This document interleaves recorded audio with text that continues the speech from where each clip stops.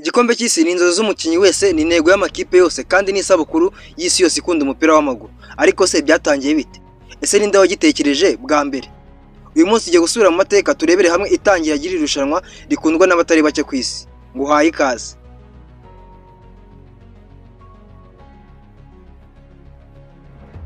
Icyerekezo cy'igikombe cy'isi cyavutse mu ntangiriro z'ikinyejana cya 20 mu gihe cy'umupira w'amaguru utangiye kwamamara ku migabane itandukanye y'isi. Ariko icyo gihe nta marushanwa mpuzamahanga yabagaho keretse imikino ya Olympique gusa. Mu mwaka w'1928 umufaransa witwaga Gilles Rimet wari perezida wa FIFA yashyize hamwe igitekerezo cy'uko hakorwa irushanwa mpuzamahanga ry'umupira w'amaguru ridafitanye isano n'imikino ya Olympique. Mu nama ya FIFA yabereye i Amsterdam muri uwo mwaka hatowe igikombe cy'isi ko kizatangira mu mwaka w'1930 kandi igihugu cya Uruguay nicyo cyagizwe igihugu cya mbere cyakiriye iryo rushanwa. Icyo gihe ibihugu byitabiriye ni ibihugu 13 gusa nibyo byitabiriye, harimo 7 byo muri Amerika y'Epfo ndetse na 4 by'i Burayi.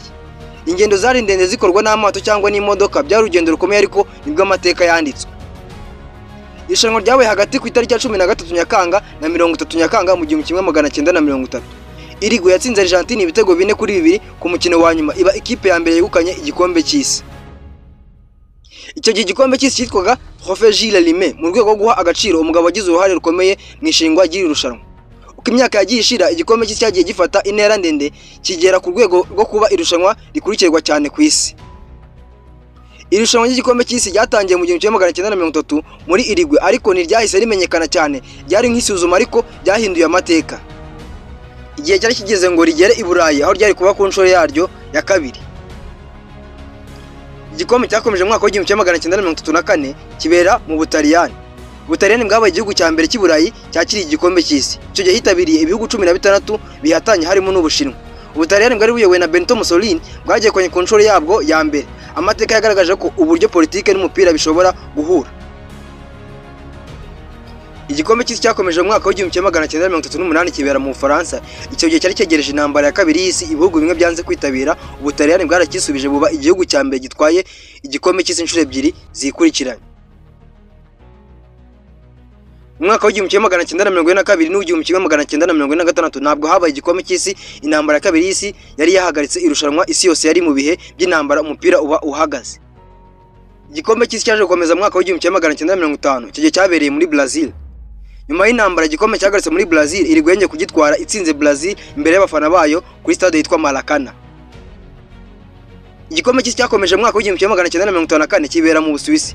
Icyo gihe byiswe igikombe cy'ibitego kuko habayemo ibitego byinshi cyane. Ubudage bwari bumaze kwiyubaka nyuma y'intambara, Ubudage bwagitwaye butsinze Hongrie ku mukino wa nyuma. Igikombe cy'isi cyakomeje mu mwaka w'1958, icyo gihe kibera muri Sweden.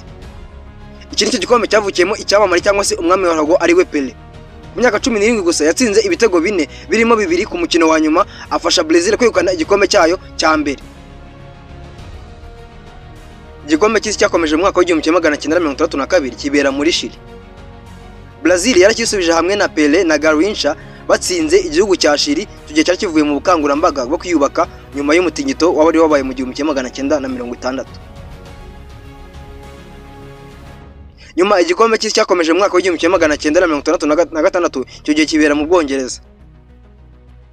Nubwo Ubwongereza ari igihugu cyavumbuye umupira w'amaguru, cyatwaye igikombe cyacyo cya mbere. Geoff Hurst yabaye umukinnyi wa mbere watsinze hat-trick ku mukino wa nyuma w'igikombe cy'isi. Igikombe cy'isi cyakomeje mu mwaka w'1970 kibera muri Mexique. Icyo gihe Pelé yegukanye igikombe cya gatatu, aba umukinnyi wa mbere utwaye ibikombe by'isi bitatu. Brazil icyo gihe yakomeje kwitwa imwe mu makipe meza yabayeho. Aho niho amateka y'igikombe cy'isi yatangiriye. Ubu buri myaka 4 amaso y'isi yerekeza ahabera iri rushanwa. Ubutaha tuzarebera hamwe uko byagenze mu gikombe cy'isi cyo mu 1974 kugeza aho kizabera ubu ngubu muri Amerika, ndetse nk'uko cyaje guhindurirwa izina kikava kuri Trophée Gilles Rimet kikaba FIFA World Cup. Ariko gukora subscribe, iyi ngiyi ni The Real Shema TV.